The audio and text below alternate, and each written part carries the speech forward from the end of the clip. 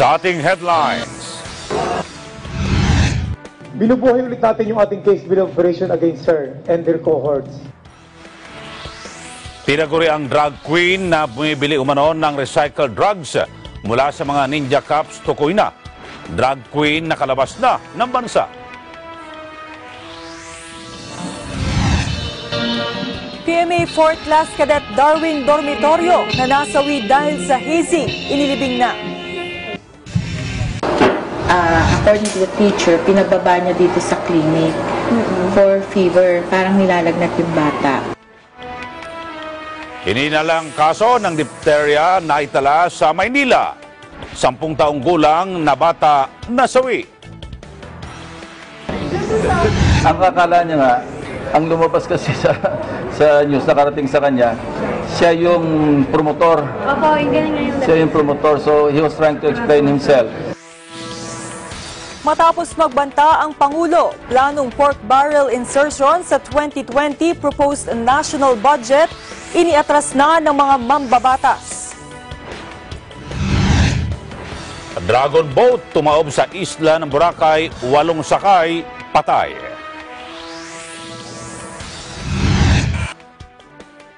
Suspect sa pagpatay sa empleyado ng Manila City, sumuko na.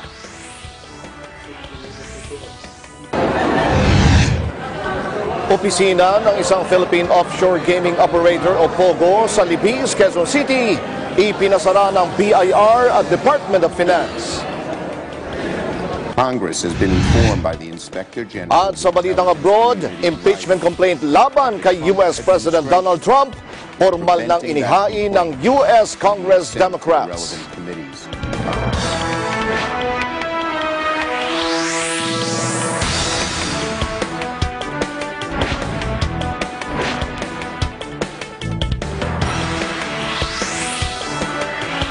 Magandang gabi Pilipinas, tayo po ay sabayan na napapakinggan sa DZC Radyo Aguila 1062 sa Mega Manila at sa ating mga Radyo Aguila Provincial Relay Stations sa mga lungsod ng Dagupan, Lucena, Cebu at Davao. Sa detalye ng ating mga balita, kinumpirma ng NCRPO na dating chairwoman ng Barangay 484 sa Sampaloc, Manila na si Gia Gomez Castro ang tinutukoy na drug queen sa isinagawang pagdinig sa Senado. Pero ayon kay Major General Guillermo Eleazar, matagal nang paralisado ang grupo dahil wala pa rin sa serbisyo ang 16 na ninja cops na kasabwat ni Castro. Bukod sa 9 na mga ito ay patay na. Ang detalye sa report ni Mar Gabriel. Kinumpirma ni NCRPO Director Police Major General Guillermo Eleazar na ang tinutukoy na drug queen sa investigasyon ng Senado ay si Gia Gomez Castro na dating chairman ng Barangay 484 sa Sampaloc, Maynila. Ayon kay Eleazar, kay Castro ibinabagsak ng mga ninja cops ang mga nakukumpiska nilang iligal na droga para muling ibenta. Pero base sa monitoring ng NCRPO, wala na sa bansa si Castro at kasalukuyang nagtatago sa ibang bansa. Hindi na nga raw ito nakapanumpa bilang barangay chairman matapos manalo noong nakaraang barangay election. Kasama daw nitong umalis ang kanyang asawa na si Dennis Castro na dati ring barangay chairman. Binubuhay ulit natin yung ating case bill operation against her and their cohorts. And we are in close coordination with other agencies, particularly PDEA, para sama-sama na kami dito. Sa inilabas na matrix ng NCRPO, sinabi ni Eleazar na 16 na pulis ang kasabot ng drug queen, pero wala na rin daw sa serbisyo ang mga ito. 2 sa kanila ang retired na, 2 ang na-dismiss, 1 ang nakadetain, at 2 ang awol, kabilang ang kapatid ni Castro na si Patrolman Gomez. 9 naman sa mga ninja cops ang patay na halos pare-parehong itinumba ng riding in tandem. We have some information na binabalidate natin na they're also responsible dun sa pagkamatay ng iba. That is now being investigated. Ayon kay Eleazar, ang listahan nila ng ninja cops ay pareho din ang listahang hawak ng PDEA. Bagaman may mga pulis pa raw nakasama sa grupo na unidentified hanggang sa ngayon, kumpiyansa si Eleazar na hindi na makakaporma ang mga ito. We consider them talagang going to paralysis na in fact aming monitoring sino pang malaki pagdil dyan. At tingin mo ba meron pang active na pulis na maglalakas na loob na makipag-deal dyan? Sa harap nito, nanawagan si Eleazar kay Castro na mas makabubuti kung babalik na ito sa bansa para harapin ang mga kaso na isasampalaban sa kanya. Para sa Eagle News, Bar Gabriel, IM1 with 25. Samantala, kinumpirma ng Bureau of Immigration na nakaalis na sa bansa ang sinasabing barangay captain na umano'y bumili ng mga nakumpiskang iligal na droga mula sa mga tiwaling pulis. Ayon kay BI spokesperson Dana Sandoval, si Gia Gomez Castro na umano'y drug queen ay pinayagan kamakailan na umalis ng Pilipinas dahil wala siyang derogatory records. Ang Manila Police District ang unang tumukoy sa umano'y drug queen pero ang Philippine Drug Enforcement Agency o PDEA ang inisyal na nagbunyag sa kanyang operasyon.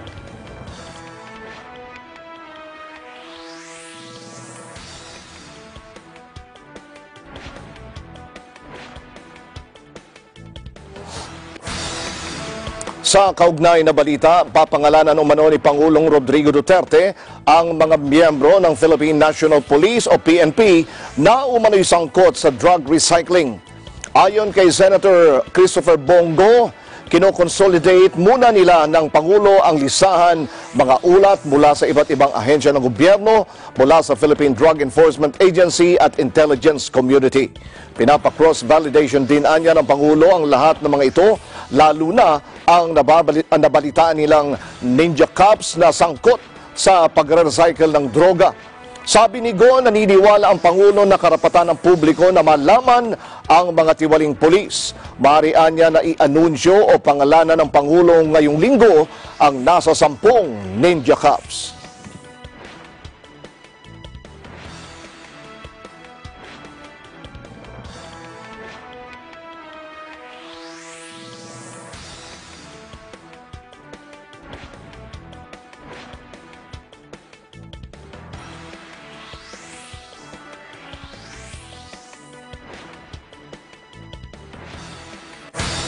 Sa iba pa ring balita, nasa maayos na kondisyon na umano ang 3 kadete ng Philippine Military Academy o PMA na naospital matapos ang umano'y pananakit sa kanila sa loob ng akademya. Ayon kay Armed Forces spokesperson Brigadier General Edgar Arevalo, ang isa rito ay nakakonfine sa St. Luke's Hospital dahil sa mga iba pang pagsusuring kailangan gawin sa pasyente kabilang na ang pancreatic test. Isinugod sa ospital ang 3 kadete kasunod ng pagkamatay ni Cadet 4th Class Darwin Dormitorio. Ito rin ang dahilan kung bakit nagbitiw sa pwesto si PMA Superintendent Lieutenant General Ronnie Evangelista. Ayon kay Arevalo, nakausap na ni Defense Secretary Delfin Lorenzana at outgoing AFP Chief of Staff General Benjamin Madrigal ang 3 kadete. Tiniyak din ng mga ito na sasagutin ng PMA ang lahat ng medical expenses ng 3 kadeteng na ospital. Bukod pa rito, ang pagpapa-inspect ni Lorenzana sa PMA sa mga katawan ng lahat ng kadete para makita kung may mga senyales ng pisikal na pang-abuso. Base sa military school tradition, ang mga kadeteng lalabag sa tinaguriang Code of Silence ay kukutyain at babansagang squealer o sumbungero. Ayon kay Arevalo, ang nasabing tradisyon anya ay posibleng makahadlang sa investigasyon ng pagmamaltrato sa PMA. Nailibing na kaninang umaga si PMA 4th Class Cadet Darwin Dormitorio sa Cagayan de Oro City. Si Dormitorio ay namatay dahil sa hazing sa loob ng Philippine Military Academy o PMA. Tinagsa naman ng mga kaanak at malalapit na kaibigan ng pamilya ang libing ng kadete. May detalye si Eagle News correspondent Daphne Apayor.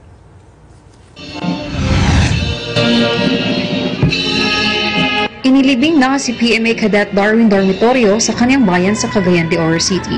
Dinagsa ng mga malalapit na kaibigan ng pamilya ang libing ng kadete. Dumalo sa libing ang asawa ni DILG Secretary Eduardo Anyo at iba pang opisyal ng PMA. Hindi naman napigilan ng mga kaanak at matatalik na kaibigan ni Darwin ang maging emosyonal. Ginawaran ng burial honors ng AFP ang namatay na kadete. Masaya naman si Dexter Dormitorio, kapatid ng biktima, sa mabilis na takbo ng investigasyon sa ilalim ng Administrasyong Duterte. Umaasa rin ng pamilya Dormitorio na sana huwag magkaroon ng whitewash sa kaso. So far, mabilis eh. So, hindi pa namin nababasa yung mga papel. But since mabilis naman siya, in terms of dun sa speed ng pag-handle nila ng case, okay kami. Satisfied. Mula rito sa Oro Gardens, Cagayan de Oro, para sa Eagle News, Daphne Apayor, I am one with Planet 5. Nananawagan ang Commission on Human Rights o CHR na tuluyan ng tanggalin ang hazing, kasabay ito ng panawagan na pagkamit ng hustisya sa pagkamatay ni Cadet 4th Class Darwin Dormitorio sa Philippine Military Academy. Ayon kay CHR spokesperson Attorney Jacqueline Ann De Guia, zero tolerance ang komisyon para sa hazing hindi lamang sa PMA kundi maging sa lahat ng paaralan at organisasyon. Nararapat lang anyang alisin ang nasabing karahasan lalo na sa mga hanay ng mga future leader ng bansa. Gayunman, pinuri ng komisyon ang naging aksyon ng PMA sa nasabing insidente. Matatandaang 2018 nang lagdaan ni Pangulong Rodrigo Duterte ang Republic Act 11053 o ang Anti-Hazing Act, ilang buwan kasunod ng pagkamatay rin noon ni University of Santo Tomas Civil Law student Horacio Castillo III.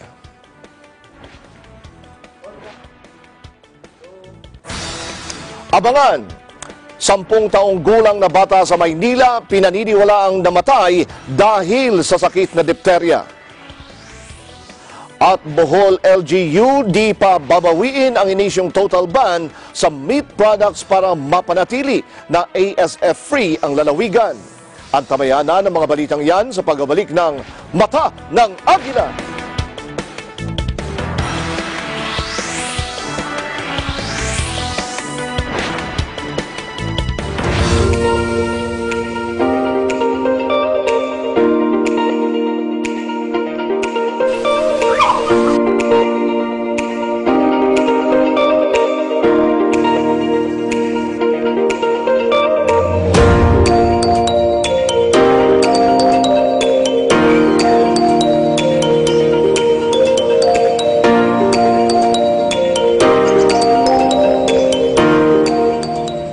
When visiting the Philippines, Manila or Quezon City is a popular destination. But oftentimes the hustle and bustle of the city can be more stressful on your vacation. So when you feel the need to reconnect to nature or relax again, there's a beautiful oasis just outside of the city called the Garden at Ciudad de Victoria.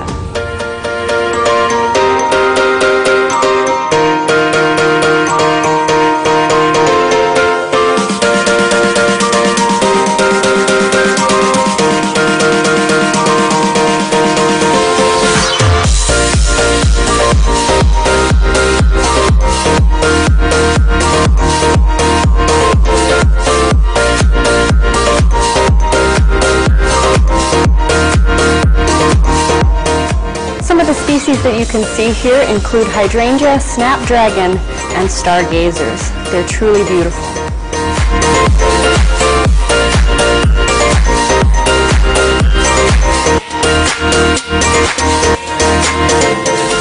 The gardens at Ciudad de Victoria are so peaceful, tranquil, and beautiful that it's become a haven for young couples and a very popular venue for engagement photos.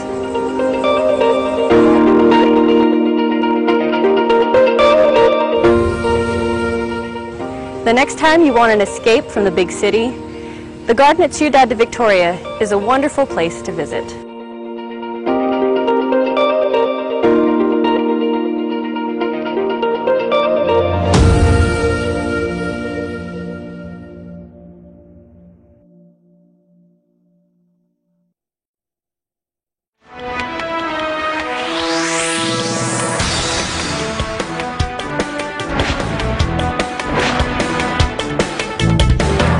Nilinaw ng Department of Health o DOH na ang 7 napaulat na hininalang kaso ng polio sa Zamboanga Peninsula ay nagnegatibo sa nasabing virus.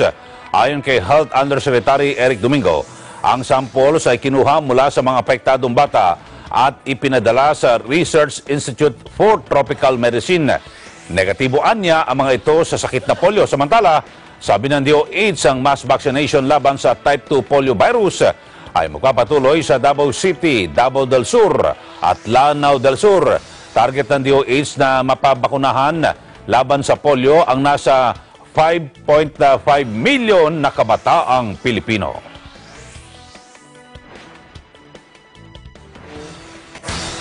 Sa harap ng panawagan ng Department of Agriculture, local government units sa Bohol, wala umanong balak bawiin ang ipinatupad na total ban sa mga meat products dahil sa African Swine Fever o ASF.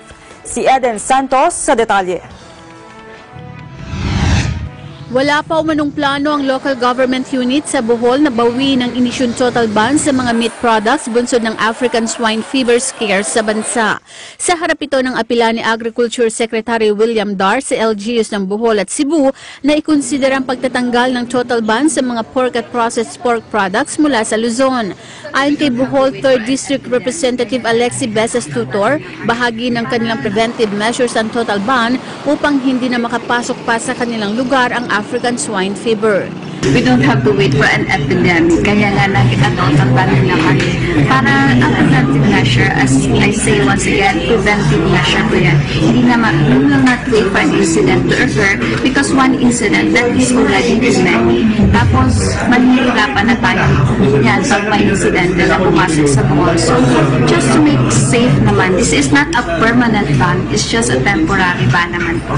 Naisumano ng LGU na manatiling ASF-free ang Bohol. We encourage the backyard hog raising. So, yung iba't ibang mga barangays, there was also a consultative meeting that was done earlier sa mga asa probinsya po namin. Tapos, yung mandato ng aming governor is to check in every barangay, especially those who are hog raising, na walang simptomas talaga of any African swine fever. Kasi sa Bohol naman po, wala po tayong insidente na nangyari po yun. So, the total ban is a preventive measure naman. Kasi ayaw po natin na magkakaroon ng incident ng ASF doon mismo sa Bohol. So it's a preventive measure in the side of the government and also for the protection of the people. Sapat pa rin ani Tutor ang supply ng pork sa kanyang lugar kaya hindi problema kung may total ban. So as of now, the supply is still pwedeng-pwede naman po para sa ating mga local consumers. So hopefully the ban will be lifted once na maging on the safe side naman tayo. So if the level arises na okay na siya, then the governor will lift the ban. Para sa Eagle News, Eden Santos, IM1 with 25. 8 katao ang kumpirmadong patay sa sakay ng tumaob na dragon boat kaninang umaga sa baybayin ng barangay Manok-Manok sa isla ng Boracay. Ayon sa inisyal na investigasyon, 21 katao na miyembro ng Boracay Dragon Boat Team ang sakay ng bangka at 14 lang sa mga ito ang nakaligtas. Kinilala ang mga biktima na sina Richelle Montoya, Rose Antoinette Sopranes, John Vincent Natividad, Mark Vincent Navarrete, Von Navarrosa, Omar Arcob at ang mag-asawang Johan Tan at Maricel Tan. Napag-alaman na pasado alas 6 ng umaga ng magsagawa ng training para sana sa darating na International Dragon Boat Competition ang 21 sakay ng Dragon Boat nang biglang hampasin ng malakas na alon ang sinasakyan nilang bangka kaya tumaob. Kumapit sa lumubog na bangka ang ilan sakay habang pinilit namang lumangoy ng iba papuntang Dalampasigan para humingi ng tulong. Agad na isinugod sa ospital ang mga biktima ngunit 14 lang sa mga ito ang maswerteng nakaligtas. Nangyari ang insidente 300 metro ang layo mula sa Dalampasigan. Sa ngayon ay patuloy pa ang ginagawang investigasyon ng Philippine Coast Guard kaugnay sa nangyaring insidente. Sa iba pa ring balita, na-aresto ng Quezon City Police District ang lalaking nakunan ng CCTV na naghagis ng granada sa isang restaurant sa San Miguel, Manila noong September 14. Nakilala ang suspect na si Luis Carino na nahuli sa checkpoint ng QCPD Station 5 sa Mindanao Corner, Regalado, Fairview kung saan ay nakuha sa kanya ang granada at iligal na droga. Nilinaw naman ni NCRPO Chief Guillermo Eleazar na walang kaugnayan sa terorismo ang ginawa ng sospek. Inamin din ng sospek na binayaran siya para hagisan ng granada ang restaurant dahil na rin sa personal na galit sa may-ari nito. Halagang 10,000 po. Perwisyohin ko lang raw po yung store. Perwisyohin, may sinabi ba na patayin o... Wala po. Wala po kung sinabing dapat may mamatay, wala po. Ang pakay lang po ng mission namin, perwisyohin lang yung store. Dahil po sa pagkakalason ng tao, para makabawi po siya, hindi na po siya inintindi ng may-ari ng store.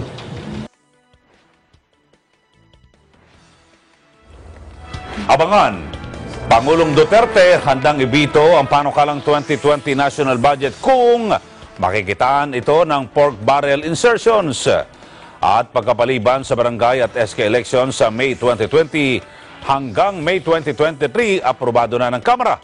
Yan at iba pang mainit na balita sa pagbabalik ng Mata ng Agila.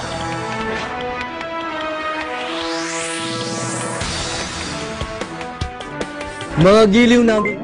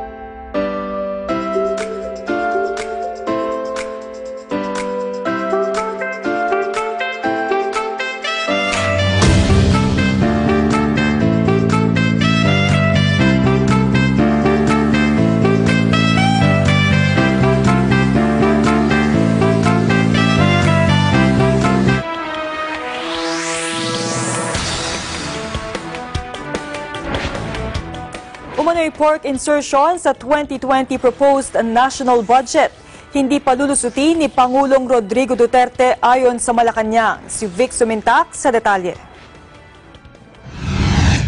Hindi magdadalawang isip si Pangulong Rodrigo Duterte na gamitin ang kanyang line veto power sa proposed 2020 national budget na nagkakahalaga ng 4.1 trillion pesos kung mapapatunayan itong kargado ng pork barrel na labag sa batas. Ayon kay Presidential Spokesman Salvador Panelo, bubusisiing maigi ng Pangulo ang pambansang pondo at hindi ito lalagdaan ng Pangulo kung may iligal o labag sa konstitusyon na nakapaloob dito. Itong inihayag ng Malacanang kasunod na rin ng pagbubulgar ni Senador Ping Lacson sa umano'y pork barrel insertion na ginawa ng mga kongresista. Sinabi ni Panelo na abogado ang Pangulo kung kaya't alam nito kung may nakapaloob ditong labag sa batas. Hindi naman, naprobahan na ng House, di ba? Now, with respect dun sa allegation of pork, it's always the President who will decide. The President is a lawyer, so if from his legal point of view is unconstitutional relative to this alleged pork, then he will veto that, as he did prior to this budget. Matatandaang sinertipikahan ni Pangulong Rodrigo Duterte na urgent ang panukalang pambansang pondo para sa 2020 para agad itong maipagtibay ng mababang kapulungan ng Kongreso at Senado. Vic Sumintak, Eagle News, IAM 125.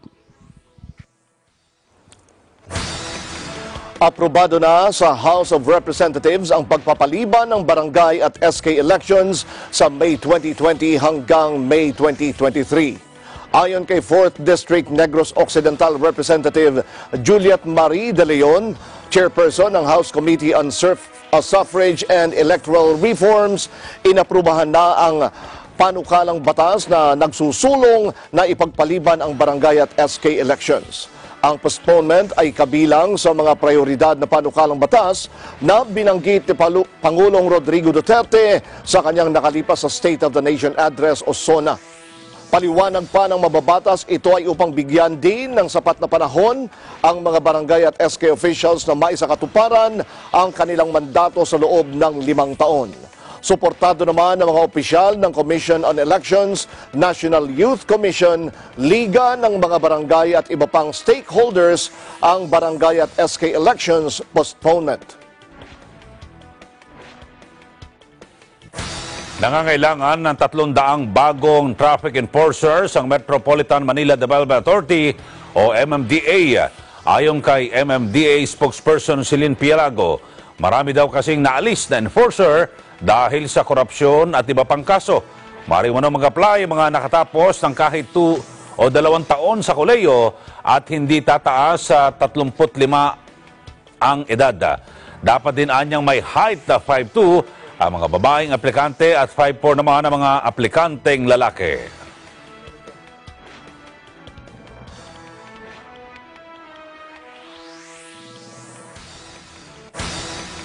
Ang pagbibigay umano ng construction at demolition permits ay hindi sapat para matiyak na ang occupational safety ng mga manggagawa ay nabibigyang halaga ng mga kontraktor. Pahayag ito ng Trade Union Congress of the Philippines o TUCP kasunod ng pagkamatay ng 2 manggagawa nang gumuho ang gusali ng Sogo Hotel sa Malate, Manila nitong Lunes. Ayon kay TUCP President Raymond Mendoza, ang nasabing insidente ay nagpapakita ng paulit-ulit na cycle ng kapabayaan ng mga City Hall building permit officials at Labor Department regional officers na magsagawa ng on-site inspection at worksite visits bago o pagkatapos na maibigay ang building at demolition permits sa mga may-ari ng gusali at contractors. Sa tala ng TUCP, nasa 11 na ang naitatalang nasawi sa iba't ibang construction sites sa buong bansa mula Enero hanggang Setyembre 2019. Karamihan anya sa mga may-ari ng gusali at contractors ay gustong matapos agad ang proyekto at hindi na naisaalang-alang ang kaligtasan at kapakanan ng mga construction worker.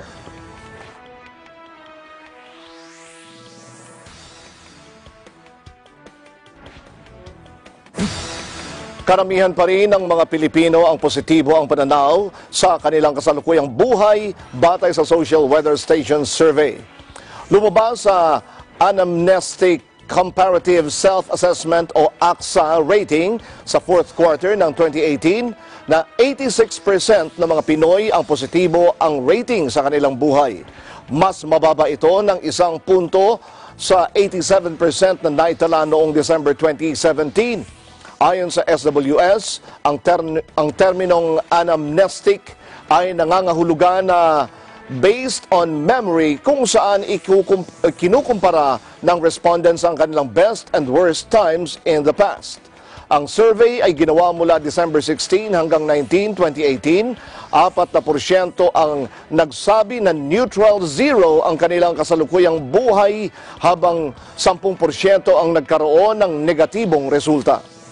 Nagresulta ito sa nationwide ACSA rating na positive 2.60 sa scale na mula negative 5 hanggang positive 5.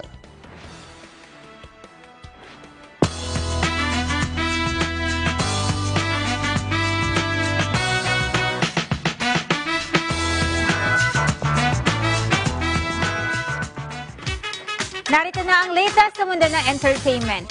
Bagong look ang Korean star na si Sandara Park sa pagbabalik nito sa Paris Fashion Week. Sa kanyang Instagram ay ibinahagi ni Sandara ang kanyang hair color na blonde. Simpleng pantalon at white shirt ang attire ni Sandara na may kasamang itim na sombrero sa pagpunta nito sa Paris, France. Pinost din ng singer-actress ang larawan kung saan makikita itong nakasuot ng marine seer na damit. Una nang dumalo si Sandara sa Paris Fashion Week noong Marso. Hindi ito ang unang pagkakataon na blonde ang buhok ni Sandara. Matatandaan na blonde hair si Sandara sa music video ng Falling in Love ng grupo nitong 2NE1 noong 2013. Sumikat ang naturang K-pop girl group sa Pilipinas hanggang maghiwa-hiwalay ito noong 2016. Samantala, puno ng excitement ng aktres na si Miss Patricia Javier sa muling pagsabak niya sa isang international beauty pageant. Ayon kay Javier, unang beses gaganapin sa Pilipinas ang Noble Queen of the Universe, kaya labis din ang kanyang kasiyahan. Sa kasalukuyan, si Patricia Javier ang reigning Mrs. Universe, kaya siya ang pinili ng organizer na maging kinatawan ng bansa sa Noble Queen of the Universe na ang pangunahing advokasya ay edukasyon para sa mga kababaihan. At kahit 40 years old na, nais daw nito na maging inspirasyon ng mga ina na katulad niya na alagaan at mahalin pa rin ang kanilang sarili. Ang iba pa nating entertainment news, abangan sa aking pagbabalik. Abangan! Suspect sa pagpatay sa empleyado ng Manila City Hall, sumuko na. At bloke-blocking cocaine, nasabat na isang mangingisda sa karagatan ng Basilan. Ang police beat sa pagbabalik ng Mata ng Agila.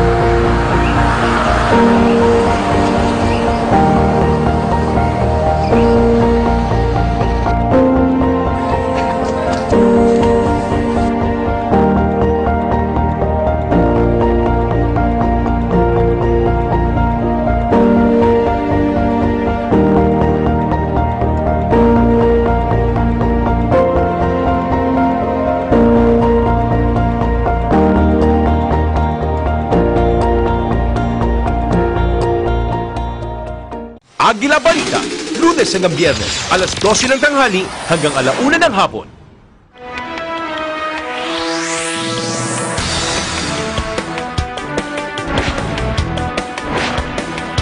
Isang 10 taong gulang na bata sa Manila ang pinaniniwalaang namatay dahil sa sakit na diphtheria. Ilan sa sintomas na nakahahawang sakit na ito ay lagnat, pamamaga ng lalamunan o sore throat at panghihina. Si Madeline Villar Moratillo sa detalye. Kinumpirma ng Manila Health Department na isang 10 taong gulang na bata ang nasawi dahil sa hinihinalang kaso ng diphtheria. Ayon kay Dr. Edgar Santos, ang hepe ng Special Operations ng Health Department ng Maynila, sa ngayon ay patuloy pa rin nilang hinihintay ang resulta ng kumpirmasyon mula sa Research Institute for Tropical Medicine o RITM mula sa kinuwang swab sample sa bata. Ayon kay Josefina de Guzman, school nurse ng Zamora Elementary School, ang nasabing grade 4 student ay unang nakaranas ng ilang araw na lagnat. According to the teacher, pinababa niya dito sa clinic for fever. Parang nilalagnat yung bata.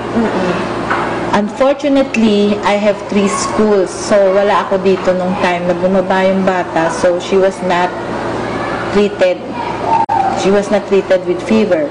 So Friday afternoon, bumalik na naman siya.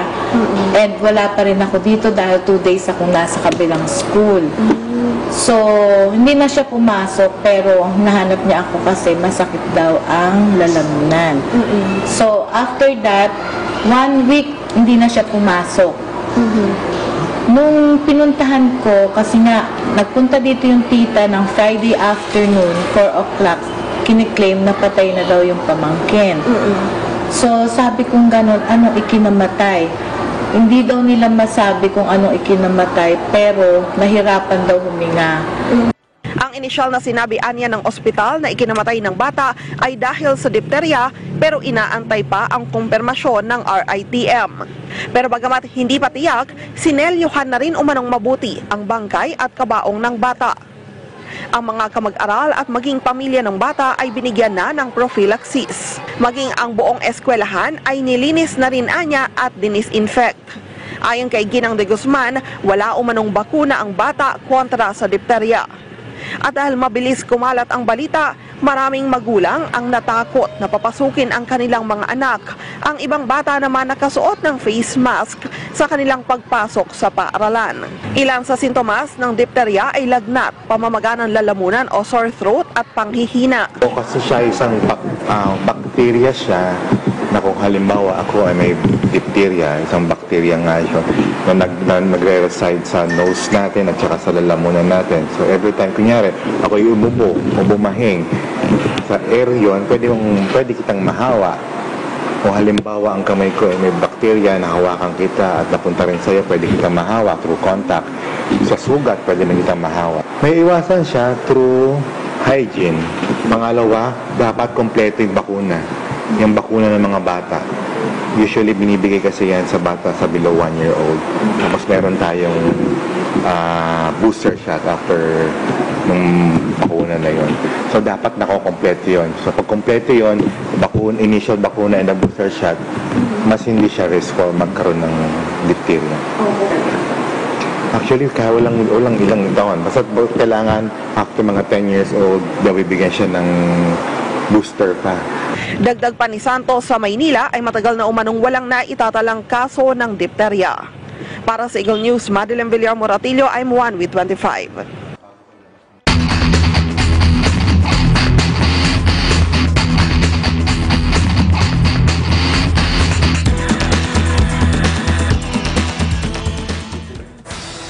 Sumuko na ang suspect sa pagpatay sa empleyado ng Manila City Hall na pinalo ng martilyo.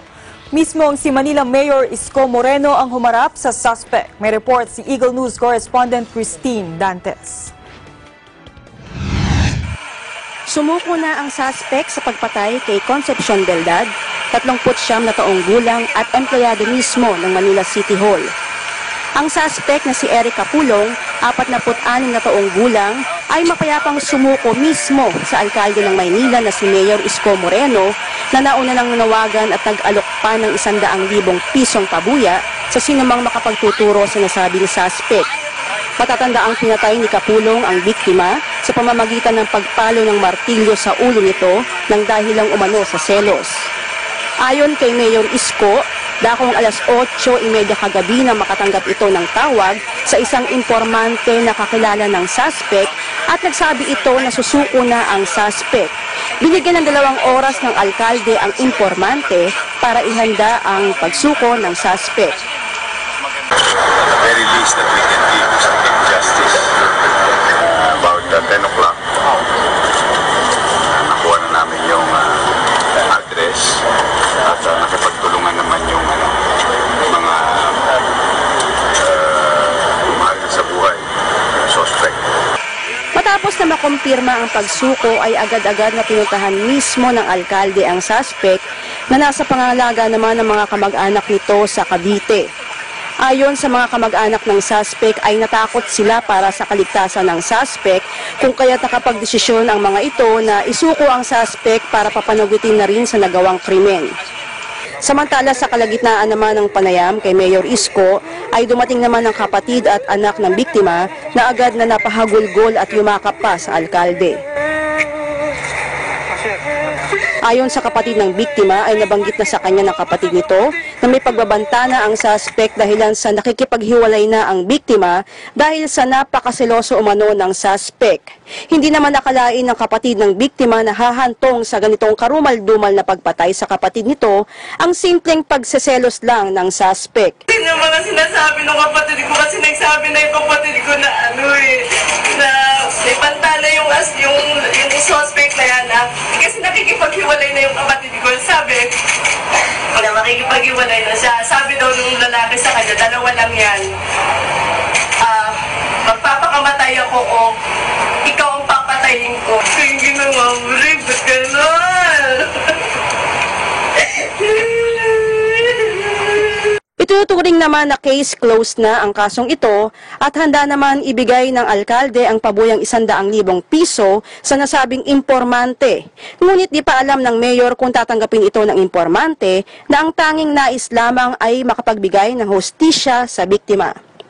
Para sa Eagle News, Christine Dantes, IM1 with 25. Samantala, bloke-blocking cocaine nasabat ng isang mangingisda sa karagatan ng Basilan.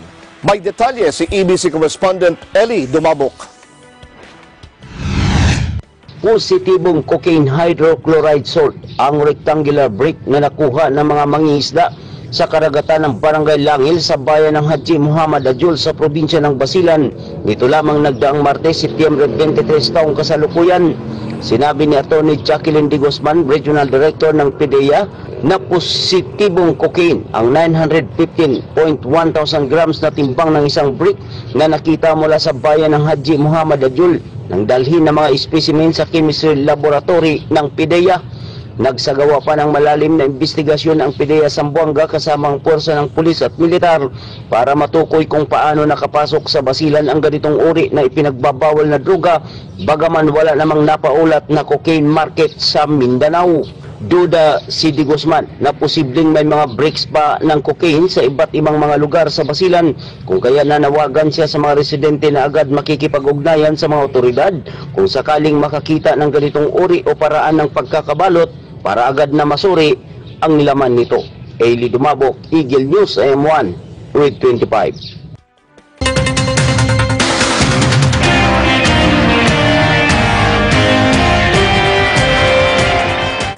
Sa ating pa rin balitang probinsya, smuggled na sigarilyo mula sa Sulu, nasabat ng Philippine Coast Guard o PCG sa Zamboanga. May detalye si Eagle News correspondent Eli Dumabok. Nabigo ang mga smuggler na madala sa merkado ang kanilang ipupuslit sanang mga sigarilyo matapos mahuli sa ikinasang joint anti-smuggling operation ng NBI at Coast Guard Zamboanga sa may Magay Public Market, Zamboanga City. Ayon kay Commodore Joseph Coime, District Commander ng Coast Guard sa Southwestern Mindanao, itinago sana sa kahon ng prutas sa kanilagay sa loob ng sako ang mga sigarilyo. Kaya lang nabisto ng mga sibilyang nagbigay ng impormasyon sa otoridad. Walang naipikitang dokumento ang driver ng isang cargo truck at wala ring may-aring lumutang sa tanggapan ng Coast Guard at Customs Zamboanga sa mga nahuling sigarilyo mula sa isla ng Sulu. Pinuri naman ni Zamboanga Customs Collector John Barty ang walang sawang suporta ng Coast Guard, Navy, PNP at iba pang ahensya ng pamahalaan ng lungsod at maging ang tulong ng sibilyan na naging daan para matuldukan ang mga iligal na gawain ng mga sindikato sa timugan ng bansa, partikular dito sa port area ng Zamboanga. Eli Dumabok, Eagle News, IM1 with 25. Dinagsa ng mga manonood ang isinagawang karera ng mga bangka sa Bislig City. May detalye si EBC correspondent Isay Dailisan. Dinagsa ng mga residente at turista ang baybayin ng Bislig City, Surigao del Sur upang panoorin ang mga nagkakarerang mga bangka na bahagi pa rin ng selebrasyon ng 18th Poblacion Day. Sa hudyat ng pagsisimula ng karera, ang mga lumahok ng pabilisan sa pagpapatakbo ng kanilang mga bangkang demotor. Mistulang mga speedboats sa bilis ng takbo nito. Ang nasabing aktibidad ay pagbibigay pagpapahalaga sa mga mangingisdang residente ng Bislig City na may malaking kontribusyon sa paglago ng ekonomiya ng Bislig. Mula sa Bislig City, Surigao del Sur, para sa Eagle News, Isay Dailisan, IM1 with 25.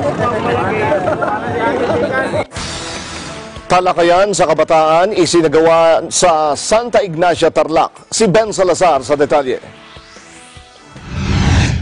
Upang masinop ang kinabukasan ng mga kabataang Santa Ignacians, ay inilunsad ang SK Federation sa Santa Ignacia, Tarlac. Sa pangunguna ni Honorable Francis Ponce G. Candelario, SK Federation President ng naturang bayan, ang talakayan sa kabataan, kung saan ay pinupuntahan nila ang mga paaralang sekundarya upang talakayin ang mga nakalatag na batas at panuntunan ng lipunan.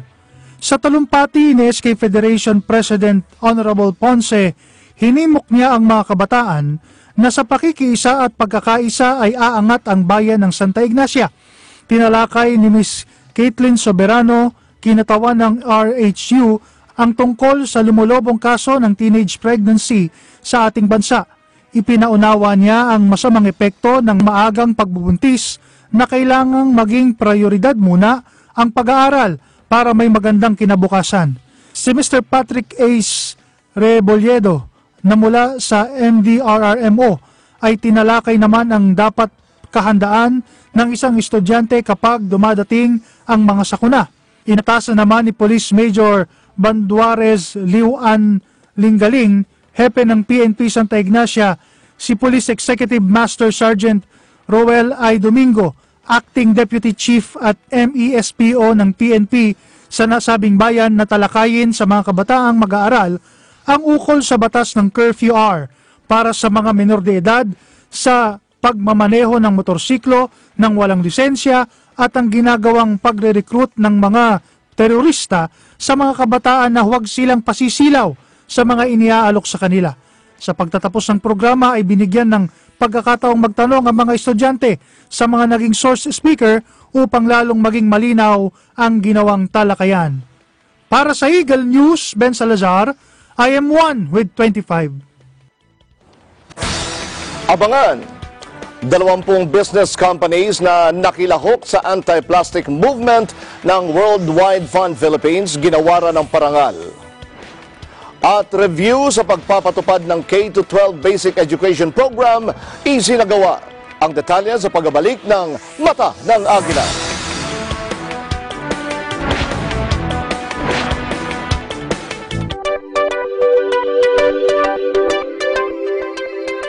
Para sa mga viewers namin sa Middle East at North Africa via OSN, hello sa inyong lahat dyan! Ako po si Alma Angeles at araw-araw tayong magkasama sa Eagle News International. Dito tayo sa Net25 at OSN, siguradong at home ka dito.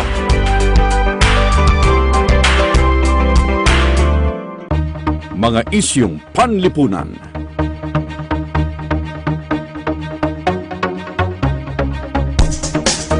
Mga isyung pampolitika.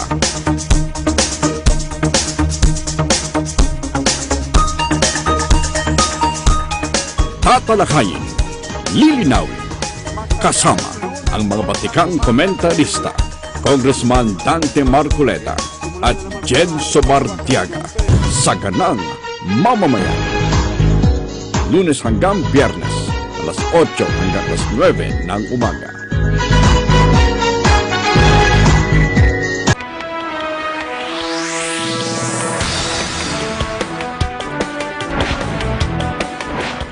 Pagdinig sa panukalang batas para sa pagbuo ng Department of Water nagsimula na sa Kamara.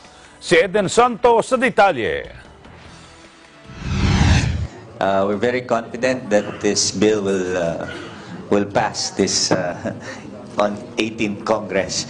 Isinalang na sa pagdinig ng House Committee on Government Reorganization at House Committee on Public Works and Highways ang panukalang magkaroon ng isang departamento para sa tubig. Ang joint committee hearing ay pinangunahan ni na Congressman Marvy Marino at Romeo Momo Sr. Nasa 12 panukalang batas ang inihain sa 18th Congress para sa pagtatatag ng Department of Water bunsod ng naranasang krisis sa tubig sa mga nakalipas na buwan sa Metro Manila.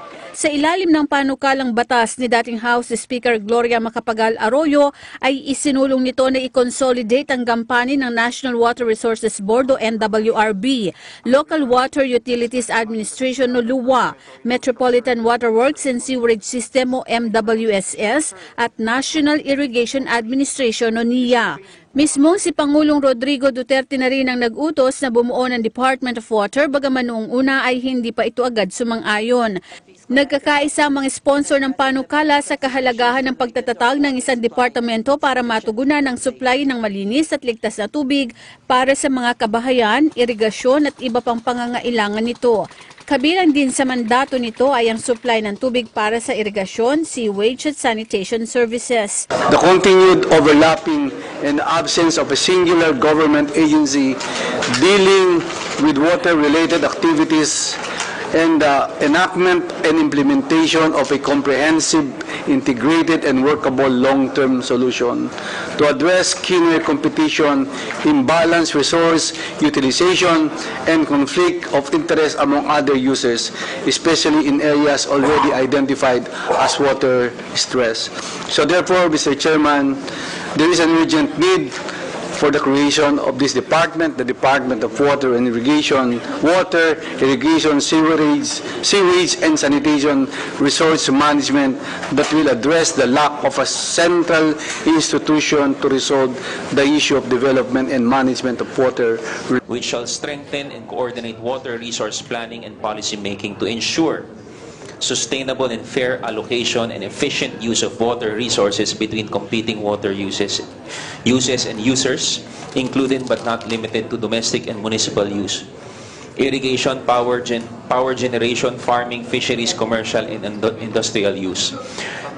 The measure shall also prioritize and pursue the immediate attainment of universal access to safe, adequate, and sustainable water supply and sanitation services for all Filipinos and adopt all necessary measures directed towards the realization of providing a world-class, affordable, and sustainable water supply, sanitation, and sewerage system accessible to every Filipino. Dumalo naman sa pagdinig ang mga opisyal ng NWRB, LUWA, MWSS, liban sa NIA. Suportado ng mga ito ang pagbuo ng Department of Water. Mr. Chairman, and but the various sponsors of this bill on the creation of water, we appreciate as very important and very timely because we know this will lead to a more comprehensive and efficient management of the country's water resources, particularly in the optimization of our country's limited and finite water resources. Well, may I take this opportunity that if Congress is going to add to the palay crisis, maybe Congress can consider also the water crisis. It is very important that we have to catch up for the longest time.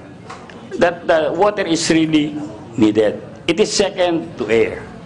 We welcome, sir, the creation of a separate bill of creating a Department of Water Resource that will integrate, that will, of course, result to integration of all the policy system. And I so believe, sir, when you talk about water resource, we also talk about water security. Tatalakay naman sa binuong technical working group ang mga ahensyang sasailalim sa bagong departamento, gayon din ang magiging powers and functions at kung saan kukunin ang budget nito. Kumpiyansa si LUWA Acting Administrator Jessie Lapus na maipapasa ang panukalang batas at wala na silang nakikita pang balakid lalo't sinertipikahan nitong urgent ng Pangulo. Sakaling maging ganap na batas, ang mandato ng Department of Water ay mag-develop ng mga polisiya para sa pagkakaroon ng access ng publiko sa ligtas at sapat na supply ng tubig at tiyaking ito ay abot kaya. October 4, recess na. So we expect that PWG siguro after the recess. Sabi nila wala daw mag-travel. So siguro kung fast break ito, 3-4 meetings sa technical working group, makukulate na lahat ng mga Department of Water bills. And then sa committee na for approval. Pag approval ng committee, papasok na sa Ways and Means for scheduling sa plenary. Siguro pagka natapos sa plenary, baka naman i-recommenda na lang ng mga kaibigan natin dito, baka ipasa na lang as is sa Senate para i-adapt lang nila, para wala ng BICAM. Para sa Eagle News, Eden Santos, IM1 with 25.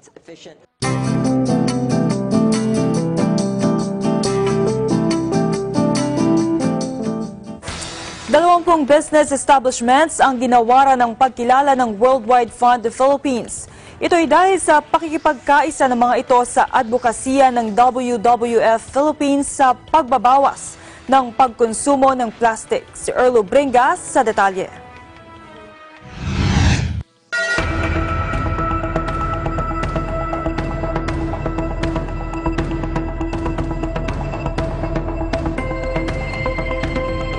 Isa ang Pilipinas sa nagkakaroon ng problema sa pag-dispose ng plastic. Marami sa ating mga Pinoy ay namuhay na sa paggamit ng mga plastic. Kaya ang resulta, gatambak na mga plastic na mahirap na ma-dispose dahil bibilang pa ng maraming taon bago ito matunaw.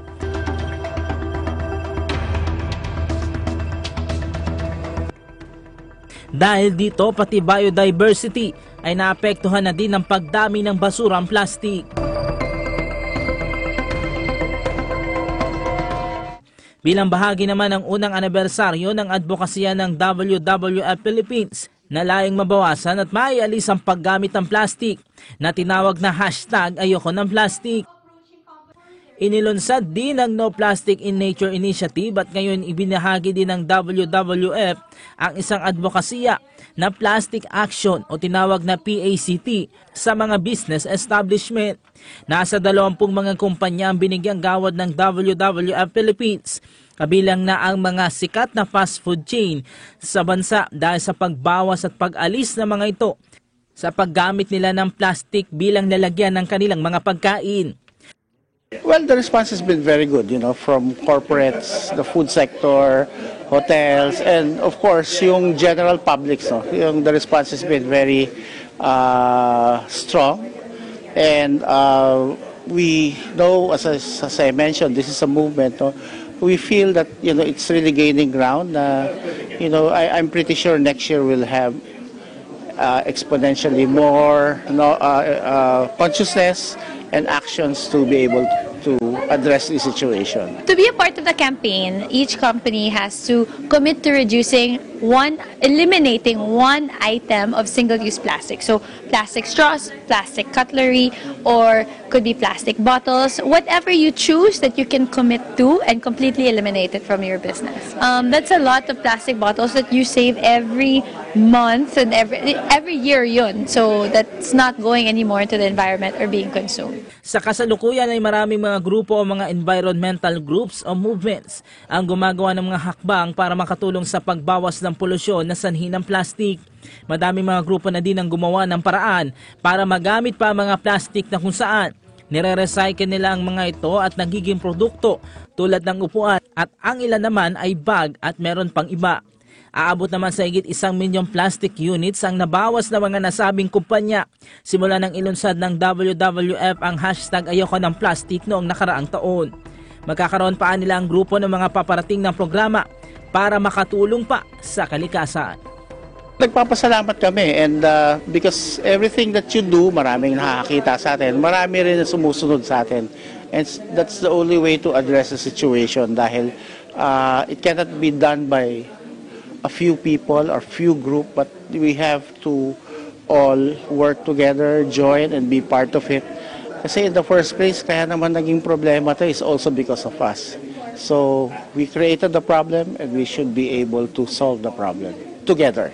Para sa Eagle News, Arlo Bingas, IM1 P25.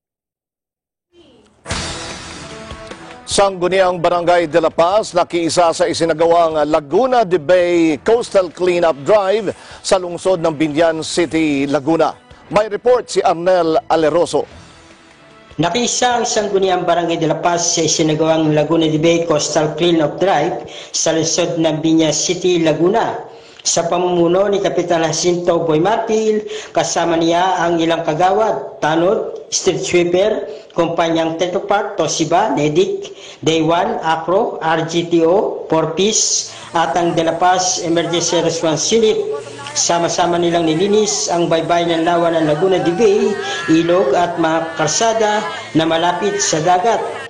Pinutol din nila ang malalagong damo gamit ang grass cutter. Sako-sako namang basura ang kanilang nakuha sa paligid ng dagat, sakop ng nasabing barangay. Ang kalimitan dito ay mga plastic at bottle plastic. Ayon kay Kapitan Marpil, ang pangunahing layunin ng kanilang pakikisa ay upang makatulong na mapanatili ang kanilinisan ng lawa ng Laguna de Bay at maiwasan ang pagbaha. Dulot ng mga nagkalat na basura, higit sa lahat may iwasan din ang mga sakit na lumalaganap ngayon sa bansa. Sa tulong ng iba't ibang samahan at ng pamahalang lungsod ng Binyan, ay matagumpay at mapayapa nilang naisasagawa ang Laguna de Bay Clean-up Drive. Mula rito sa lalawigan ng Laguna, para sa Eagle News, Arnel Aleroso. I am 1 with 25.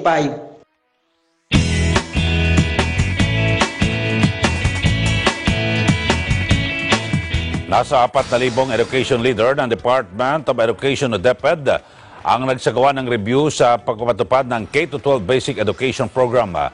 Sinabi ni Education Secretary Leonor Briones, isang memorandum ang inilabas sa layong mabigyan sila ng pagkakataon para mapalakas ang kapasidad ng ahensya sa pagpapatupad ng nasabing programa.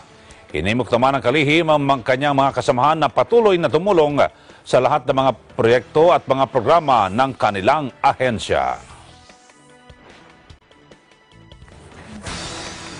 Mga paaralan sa DepEd Cebu Province sabay-sabay na pinatunog ang mga batingaw para ipagdiwang ang 27th National Family Week celebration. May detalye si Arnulfo Compuesto. Sabay-sabay na pinatunog ang mga batingaw o bell ang mga paaralan dito sa lalawigan ng Cebu sa ilalim ng pangangasiwa ng Schools Division Superintendent Dr. Yamar E. Angtod kahapon ng tanghaling tapat bilang hudyat sa pagbubukas at pagsisimula ng pagdiriwang ng 27th National Family Week Celebration. Ito ay alinsunod sa DepEd Memorandum No. 126 Series 2019 na nilagdaan ng DepEd Secretary Leonor Magtolis Briones noong September 23, 2019. Ang aktibidad na ito ay may timang tungo sa maginhawa, matatag at panatag na pamilyang Pilipino. Ang selebrasyong ito ay bilang pakikiisa ng DepEd sa Proclamation No. 60 Series of 1992 na may pamagat na declaring the last week of September of every year as Family Week and Civil Service Commission Announcement No. 53 Series of 2019.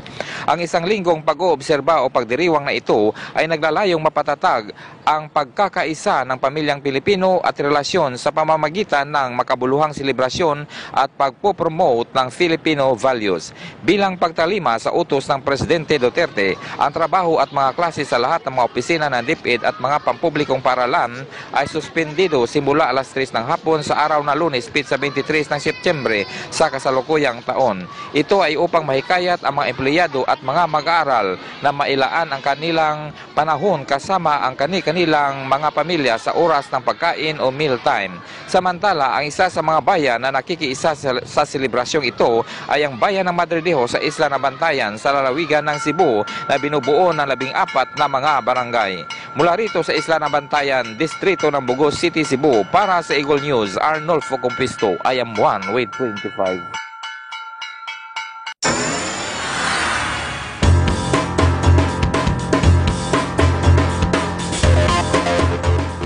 Gagawa ng kasaysayan ng unang Arab national na makakarating sa International Space Station na si Haza Al-Mansuri. Kasama siya sa bagong grupo ng mga iba pang astronaut na ipapadala sa ISS. Tatagal ang kanyang misyon ng 8 araw at ito ay kanyang gagamitin sa pag-aaral.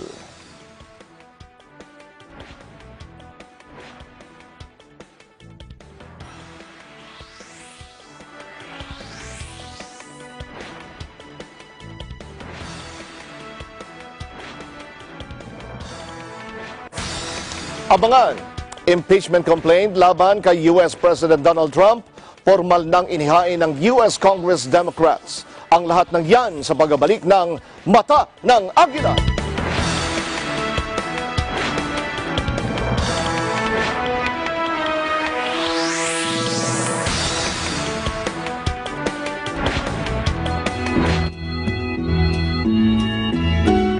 I am Leo Aquino, EBC correspondent from Vancouver, Canada, and I am standing here in front of the Olympic Cauldron located in downtown Vancouver. Did you know that the 2010 Winter Olympic was hosted in Vancouver? Make sure to tune in to Digitalness every Tuesday and Thursday at 7:30 p.m. I am Leo Aquino, and I am 1 with 25.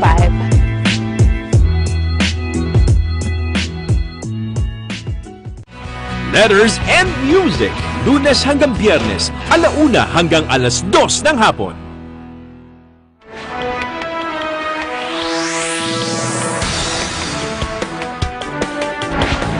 Ibinunyag ni Senador Richard Gordon na ang karamihan sa 12 opisyal ng PNP na tinukoy na dawit sa agaw bato o drug recycling ay nasa serbisyo pa. Si Man Corbera sa detalye. Aabot sa halos 12 ang matataas na opisyal ng Philippine National Police na dawit sa agaw bato scheme o recycling ng ilegal na droga. Ayon kay Senator Richard Gordon, Chairman ng Senate Blue Ribbon Committee, karamihan sa mga opisyal aktibo pa sa serbisyo. Siguro mga 100. I think they're all active except for a couple. Tumanggi si Gordon na kumpirmahin kung kasama sa listahan si PNP Chief Oscar Albayalde na nabanggit dahil sa pagkakadawit noon ng kanyang mga tauhan sa illegal drugs operations sa Pampanga. Sabi ni Gordon, nagkaroon lang ng maling interpretasyon sa kanyang hand gestures at inakalang 4-star general ang kanyang tinutukoy. Inuubo ko, di ba? Kaya gumagano'n ako madalas. Kinuha naman na iba na gesture ko na kanyan. Although may konting kapilyuhan yan dahil na-shock ako eh. I was really shocked. No, it doesn't mean that it's him. It could be him, it could be not him. And there was an investigation anyway on the matter previously. Nagtataka kami bakit wala nangyari. Tumanggi rin ang senador na pangalanan ng iba pang pulis. Isusumitian niya nila ang report sa Pangulo kasama na ang transcript ng nangyaring executive session at ipauubayan na sa Pangulo ang paglalantad nito sa publiko. Senator Bongo will deliver it and I will deliver a formal statement dito. And that's my signal already na napaka-serious ito. Dapat pakialaman niya. Nilinaw naman ni Senate President Vicente Soto na nagdesisyon ang Senado na pagbotohan ng issue at bigyan ng otorisasyon na ilabas ng Blue Ribbon Committee ang testimonya ni dating PNP CIDG Chief Benjamin Magalong sa executive session dahil interesado rito ang Pangulo. Sa rules ng Senado, hindi maaring ilabas ang anumang impormasyon o dokumento na natalakay sa executive session maliban na lamang kung susuportahan ito ng 2/3 ng miyembro ng Senado. Authority na gamitin ito. Ngayon, ang alam ko lang, the President was interested to know what transpired in the executive session. And because there is what we call separation of powers, hindi naman pwede naman basta i-compel kami ng Presidente na sabihin. Kaya kailangan namin magbigay ng otoridad para ito ay ibigay sa kanya kung gusto niyang humingi. Ang pagkakaintindi ko, ako ayon kay Senator Bongo, ay interesado ang Presidenteng malaman ano nangyari doon sa executive session. Lalo na sa mga nabanggit na kung may mga nabanggit na mga rogue PNP personnel. Kinumpirma naman ni Senator Christopher Bongo na makikipagpulong ngayong gabi ang Pangulo sa mga opisyal ng PDEA at PNP para kumalap na impormasyon hinggil sa report ng Senado. Bukod sa listahan ng Senado, may iba pa niyang listahan ng Pangulo at binavalidate na ang naturang impormasyon. Hinanap ni Pangulo Duterte kung nasa na yung listahan. Kung gusto nila si Pangulo ang mag-divulge kung sino itong mga sangkot. Anyway, hindi naman po mula lang sa Senado yung listahan ng Pangulo. Meron na siyang mga listahan na nabasa kagabi at binavalidate na po niya sa iba't ibang ahensya ng iba't ibang ahensya ng gobyerno, ng mga law enforcement agencies at saka Intel. So binavalidate na niya at maaari pwede siya magsalita anytime kung gusto na niya sabihin. Nasa Pangulo na po yun. Sabi ng senador, matindi ang pagkakadismaya ng Pangulo sa mga pulis dahil sa kabila ng mataas na sweldo at mga benepisyo, patuloy pa rin sa paggawa ng krimen. Tiniyak ng senador na i-anunsyo ng Pangulo ang pangalan at papananagutin ang mga tiwaling pulis oras na ma-validate ang mga hawak na impormasyon. Alam niyo bakit? Full support po si Presidente sa mga pulis. Kayo po ang inaasahan ng taong bayan na magpapatupad ng batas. So, yung mga nagre-recycle ng droga dyan, huwag niyo pong sirain ng huwag niyong damayin yung mga pulis dahil sa pagagawa niyo. Pero kung siya raw ang tatanungin, gaya ng nais ng Pangulo, dapat patayin ng mga pulis dahil sa paggawa ng karumal-dumal na krimen. Kung totoo talagang yung mga ninja cops, nagbibigay po ng reward si Pangulo sa mga dead or alive sa ninja cops na. Dead or alive? Dead or alive yung reward niya sa mga ninja cops. 1 million pag dead, 500 lang pag alive. Para sa Eagle News, may Ann Corvera, IM1 with 25. Sa iba pang balita, wala nang isiningit na pork barrel sa panukalang budget para sa susunod na taon. Ito ang ipinabatid ni Senador Ping Lacson matapos iatras ng mga kongresista ang anyay planong insertions. Nagbabalik si Mean Corveras sa detalye. Iniatras na ng mga kongresista ang planong pagsingit ng pork barrel sa panukalang 2020 national budget. Ayon kay Senator Ping Lacson, iniatras ang planong insertions matapos magsalita ang Pangulo hinggil dito. 1.5 for Deputy Speakers. Kasi chinek ko ulit doon sa source and then I called up another source and they confirmed na talagang hindi naman tinuloy yun actually. Bagamat hindi pa malinaw kung saan planong isingit, nauna nang sinabi ni Lacson na aabot sa tig 1.2 bilyong piso ang planong isingit na pork barrel ng 22 deputy speakers habang 700 million sa may 300 miyembro ng Kamara. Ngayon, hindi ko alam yung sinasabi ni Congressman Salceda na 100 million each, di ba? Yun ang hindi malinaw because they already passed the budget on third and final reading, di ba? Approved na adopted na. So what I cannot understand is sa legislative process kasi, pagka passed on second reading pa lang, ibig sabihin, pasok na lahat yung amendments, both committee and individual amendments.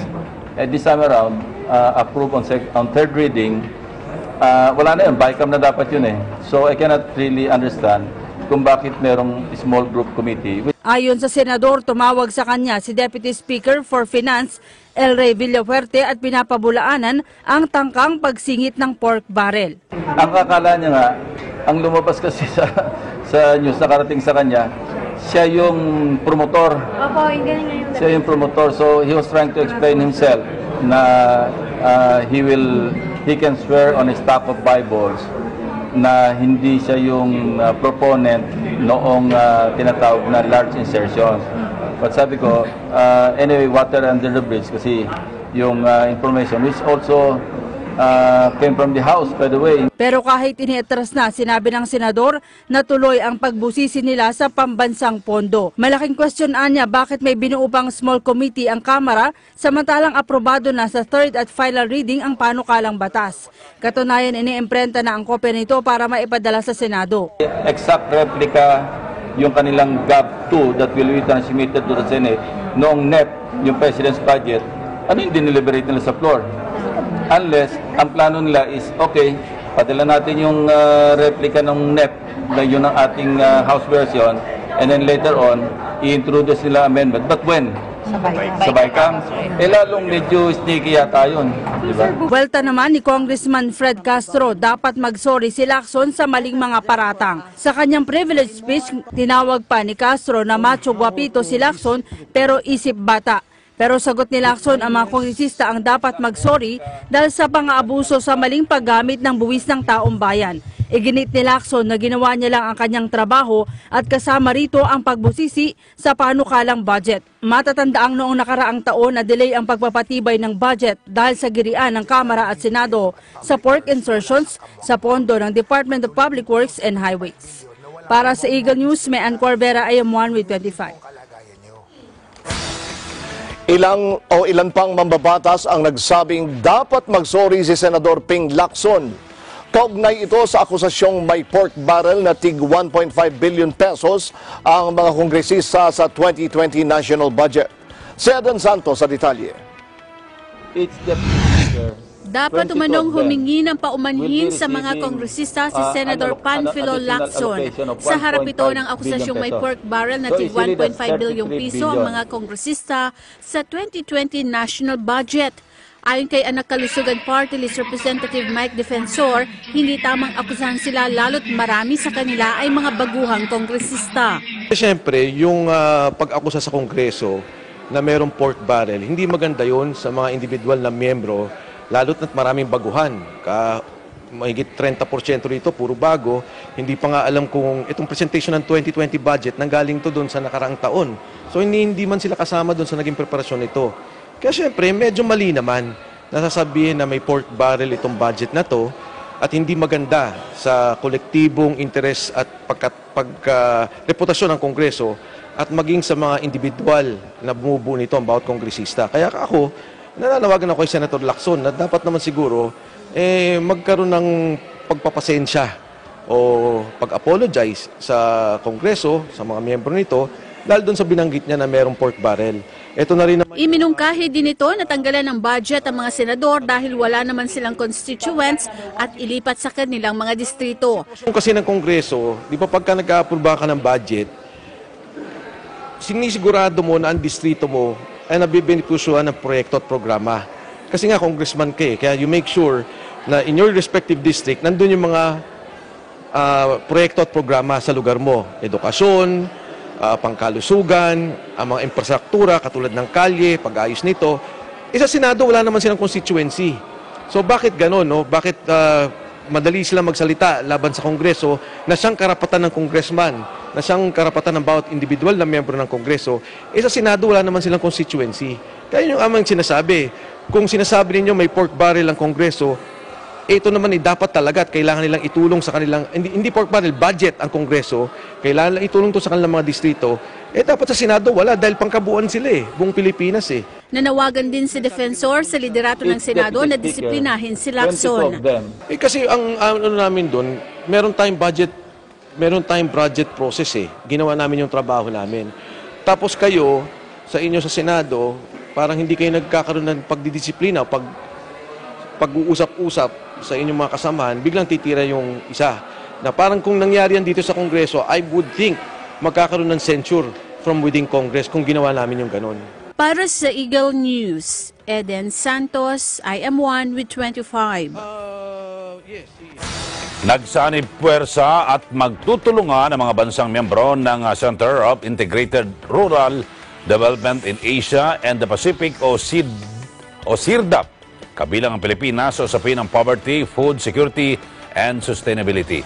Samantala, isang tripartite MOA signing naman ng masaganang ANI 300 sa pagitan ng Department of Agriculture at ilang organisasyon upang tapatan o labanan ng banta ng imported rice sa industriya ng ating local farmers. Si Gerald Ranyes sa detalye. Sa kauna-unahang pagkakataon isinagawa ng Department of Agrarian Reform ang isang forum kapartner ang Center on Integrated Rural Development in Asia and the Pacific o CIRDAP na binubuo ng 15 miyembro ng mga bansa. Layunin ng programang ito na magkaroon ng collaboration o pagtutulungan ang lahat ng miyembro at maibahagi ang kanilang innovations, solutions, partikular ang paglaban sa kahirapan, food security and sustainability. Tinalakay rito at kung papaano mapapalakas ang food production at pagpapaunlad ng kalidad na pamumuhay ng tao. Countries which are members of the CIRDAP are countries that have vast experiences when it comes to agriculture. And based on their presentation, we can see that there is actually viability in applying their experiences to our local experiences in terms of agriculture. But of course, it's a bit vice versa.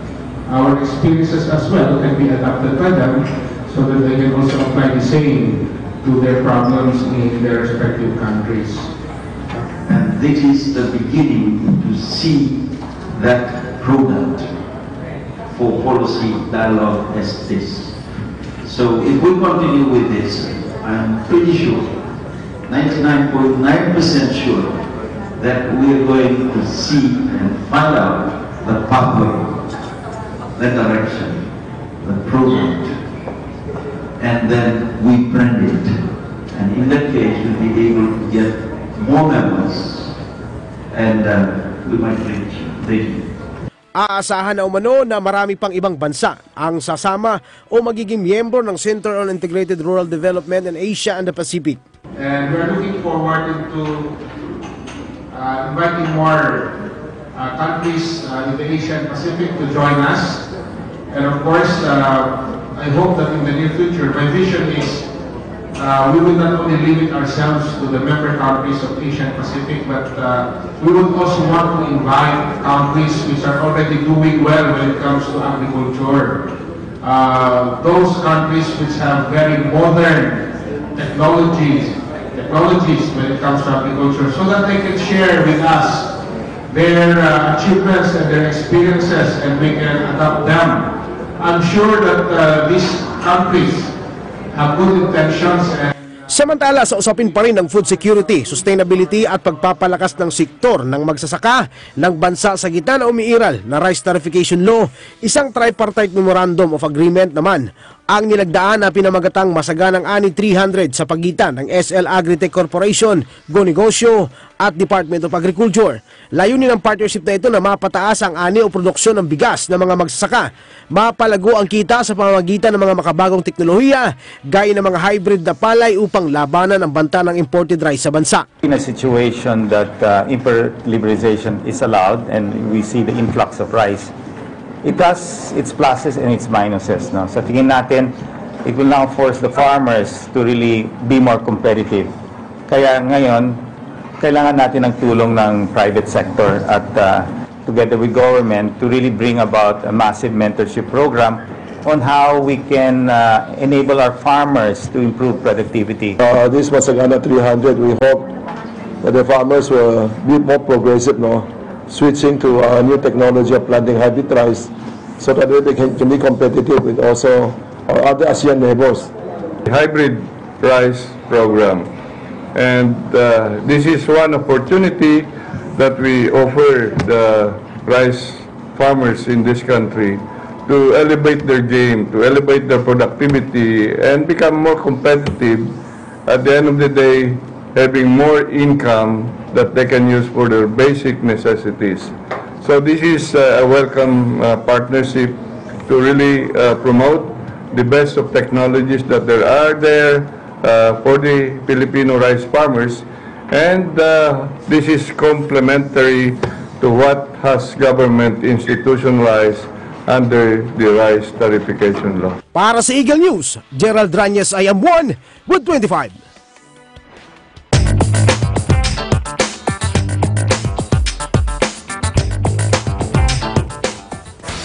Ipinasara na ng gobyerno ang isang Philippine Offshore Gaming Operator o POGO dahil sa tax violations. Ayon kay Finance Secretary Carlos Dominguez, ang POGO service provider Great Empire Gaming and Amusement Corp o GEGAC ay ipinasara dahil sa kawalan ng registration para sa VAT purposes. Malinaw anyang paglabag ito sa tax code. Ang ipinasarang POGO ay mayroong 8,100 workers. Bukod pa sa daan-daang empleyado sa Parañaque at Subic. Ang nasabing POGO ay nag-o-operate sa isang di pa tapos na gusali at umuokupa sa ika-4 hanggang 19 na palapag sa Libis, Quezon City.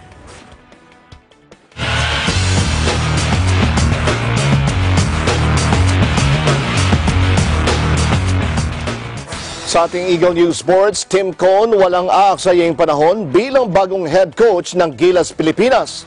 At Marjeline Didal hindi nakapasok sa 2019 World Championship sa Sao Paulo, Brazil. Si Ben Bernaldez sa detalye.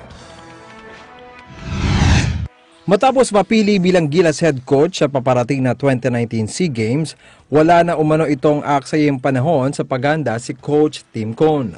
Ayon kay Con, sa mga susunod na araw ay makikipagpulong ito sa mga SBP officials upang plantsahin ang paghahanda ng koponan para sa SEA Games sa Nobyembre. Kahit na one stint lamang ang kanyang termino bilang coach ng Gilas, kanya raw ikinararangal ang pagkakapili sa kanya ng SBP. Noong 1998 nang pamunuan nito ang Pilipinas patungo sa bronze medal finish sa Asian Games. Bigo naman ang Pinay skateboarder na si Marjeline Didal na makakuha ng ticket patungo sa finals ng 2019 World Championship sa Sao Paulo, Brazil. Nakontento lamang ang 2018 Asian Games gold medalist sa ika-15 pwesto na sa semifinals na nagtala ng 10.4 points. Ang mga nakapasok lamang sa top 8 ang aabante sa final round. Umusod naman sa final sina Alexis Sablone at Maria Duran ng United States, Pamela Rosa, Raisa Lil at Gabriela Mazzetto ng Brazil, Yumeka Oda at Ayori Nishimura ng Japan at Candy Jacobs ng Netherlands. Sa NBA, nangangamba ang ilang mga eksperto na baka abutin pa ng 2 taon bago muling makabalik si Golden State Warriors superstar Klay Thompson. Ang ACL injury ni Thompson na kanyang natamo sa huling championship season kontra sa Toronto Raptors ay masyadong maselan ayon sa ilang doktor. Isa na rito ang nagsabi na si Dr. Tim Hewitt, isa sa mga konsultan ng sikat na Mayo Clinic.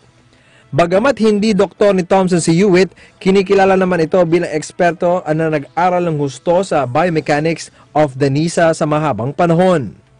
Nag-publish din ito ng pag-aaral na ang mga athletes na merong punit sa kanilang ACL ay hindi pa dapat bumalik sa paglalaro sa loob ng 2 taon. Una nang sinabi ng ama ni Klay Thompson na pwede na itong maglaro sa huling bahagi ng susunod na season. Ngayong 2019, sa buwan ng Oktubre, magbubukas ang new NBA season. At yan ang mga balita para sa EN Sports. Ako si Ben Bernaldez and I am 1 with 25.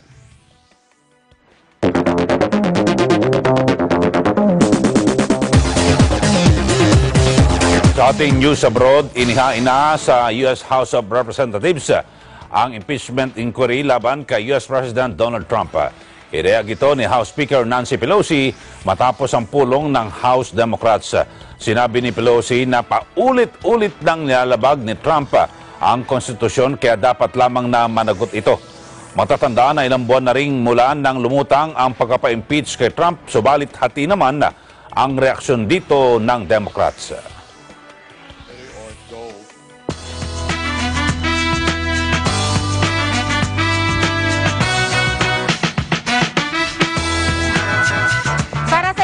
Entertainment news, ilang programa at personalidad ng Net25 ang nominado sa 33rd Philippine Movie Press Club o PMPC Star Awards for Television.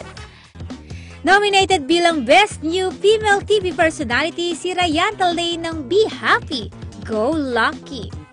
Nominado sa Best Musical Variety Show ang Letters and Music, Alright! At The Young Ones, Upon a Time. Nominado bilang Best Celebrity Talk Show ang Moments at Best Celebrity Talk Show host si Gladys Reyes ng Moments. Mother and son bonding for the day. Nominado sa Best Magazine Show ang Negosyo Ascenso. Habang sa Best Morning Show ay nominado ang Pambansang Almusal. Nominated bilang Best Morning Show host sina PB Publico, Julie Fernando, Nikki Pacal, Erlo Bringas, Liza Flores, Ken Messina, Marinel Ochoa, Cristel Pasalbon, Genesis Gomez, Ben Bernaldez, Ces Alvarez, Gerald Ranyes, at ang inyo pong lingkod sa Pambansang Almusal. Nominado naman bilang Best Public Affairs Program ang Saganang Mamamayan.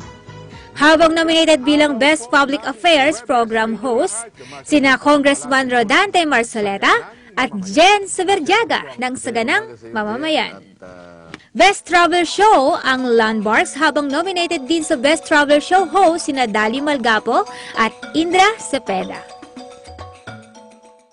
Nominado naman sa Best Children's Show ang Anong Say Nyo at Kid Kwento at Best Children's Show host sina DJ Albert ng Anong Say Nyo at Sally Lopez ng Kid Kwento. Sa darating na October 13, gaganapin ang gabi ng pagkilala ng Philippine Movie Press Club PMPC Star Wars for Television sa Henry Lee Irwin Theater ng Ateneo de Manila University. At yan ang mga nakalap naming entertainment news ngayong Merkules. Ako si Andrea Mendrez and I am 1 with 25.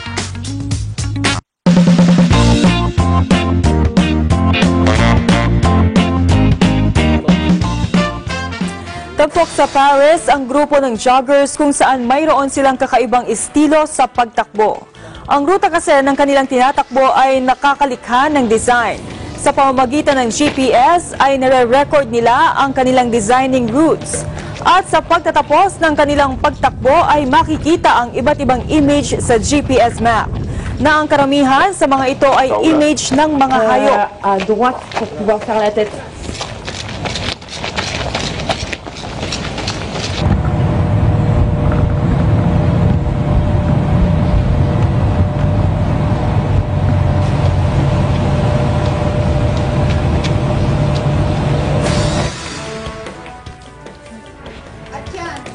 Asuman ang kabuuan ng mga balita dito po sa Mata ng Agila. Samantala, sundan ang aming mga balita sa Eagle News PH, Facebook, YouTube, Twitter at Instagram. I-like lang ang aming fanpage sa Eagle News PH and Net25 TV at Eagle News Live.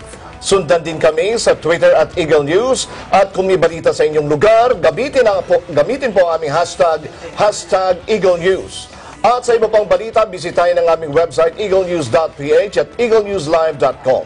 Para sa mga bago at patas na balita mula rito sa bansa at iba't ibang panig ng mundo, ito ang mata ng Agila. Ako po si Eli Saludar. Ako po si Judith Llamera. At ako naman si Sam Cepeda. Maraming salamat sa inyong pagsubaybay. Magandang gabi and we are one with 25.